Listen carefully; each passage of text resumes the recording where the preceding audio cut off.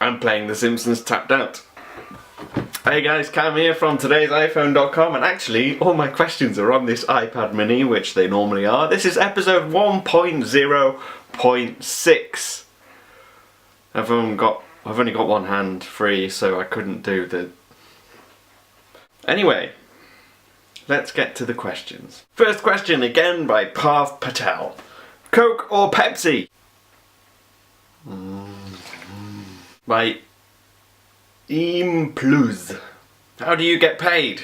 In little gold coins that I collect. You know, the ones from Sonic the Hedgehog?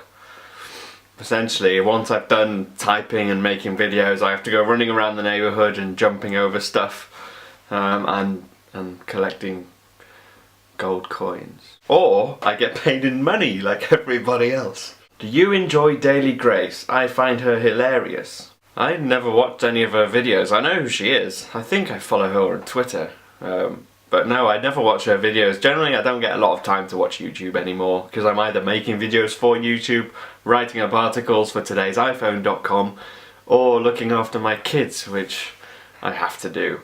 What do you think about this whole Apple iWatch idea, and do you think we'll actually see one? I love the concept of having a smartwatch. I think it's definitely an area of technology where people are clearly doing stuff. Like at CES, Pebble announced their release date, January 23rd I think it was.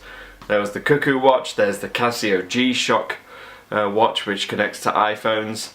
There's a lot of stuff happening in the wearable tech industry, and it's not just iWatch, it's also things like Fitbit. Have released their kind of fitness tracker, which is similar to the Nike Fuel Band, which again is one that you strap around your wrist and it counts how many steps you make or something, I don't know.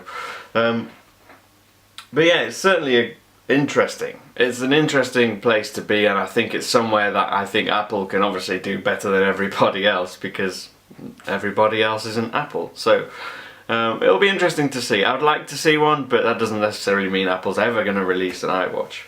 What university did you attend? I went to the University of Cumbria, which is in my local city in Carlisle. In fact, if you look, I think almost about 2 miles as the crow flies, just over there, is the campus that I attended, and I did 3 years of film and television production, in which in the last year and a half I mainly focused on script writing, not so much the making videos, because I had kids, I didn't have time to go out on long video shoots and stuff. Sadly, I loved directing. I loved actually coming up with the ideas and being on set and being in the busyness of that, but unfortunately I didn't have a lot of time, so I ended up spending all my time, as I do now, sitting behind my computer typing up stuff. So I'll translate this question into English. I think, do you believe Apple will finally release the Apple TV? I don't know. I would be stupid to guess. I would like to see what Apple has in mind when it comes to Apple TV. I think it's certainly something that Apple is looking at. Tim Cook said they have intense interest in it. Steve Jobs said famously in the biography that was released a year and a bit ago now, he said that they had cracked it when it came to actually coming up with a solution that's actually going to revolutionise the way we watch TV. So it's definitely something Apple are looking at. Whether or not we're going to see one, I don't know, because with Apple, what can sometimes and often happens is they'll get to the testing and prototyping phase and then they decide we're not going to bother, we're not going to release this. So we'll see. How do you manage the bills with all the phones that you're planning to get, i.e.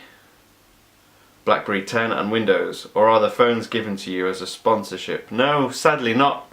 I don't get given any phones. All the phones that I have are either bought by me, either outright, or I have them on contract. Currently, I have 3 contracts running. Now, one of them is a half-price contract from when I used to work at T-Mobile, and the other one I get like 30% off or something because my old manager now works at Vodafone and he gave me discount. So, all in all, I don't spend a lot. And I'm not planning on getting another contract. I'm generally kind of trying to reduce them, and eventually I just buy them out, bite the handsets outright and then sell them when I'm done at the moment. But I'm hoping that as we grow as a site and get more popular that people will start letting me borrow stuff, because that's generally what happens in our industry, is that companies, PR companies and the actual manufacturers themselves will send review units out to people like us to review, and then they give us a certain amount of time with them, and then we have to send them back. So generally nobody keeps them, and they certainly don't get given. What are your views on the rumours of iPhone 5S coming in multiple colours and screen sizes?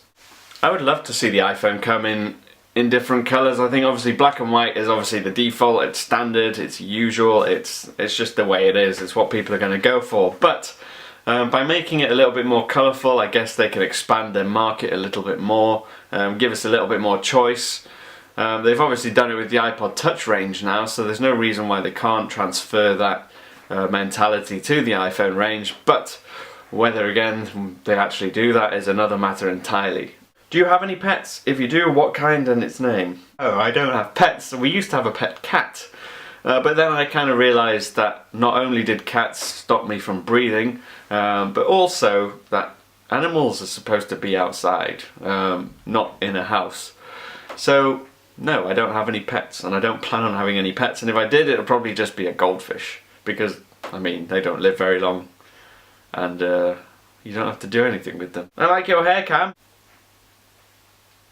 Anyway, that's been it from me. I'm Cam from today'siphone.com. If you want to ask me any questions, feel free to use the description box below. You can also use Twitter, use the QuizCam hashtag QuizCam. But I've got a question for you. Obviously with Steve Jobs having died just over a year ago now, Tim Cook's taken over, Johnny Ive's got a new role, Scott Forstall's out, and Bob Mansfield's oddly back in again. Phil Schiller's head of marketing, all that kind of stuff. Who out of all the Apple chiefs you know of do you think is the most important to Apple's success? Is it Tim Cook and his organisational skills? Is it Johnny Ive and his way of designing and the way he thinks about minimalist design and all that stuff? Who do you think is the most important person in Apple's executive team? Let me know your thoughts in the comments below, and I will see you next week for another episode of QuizCam. Twitter pip!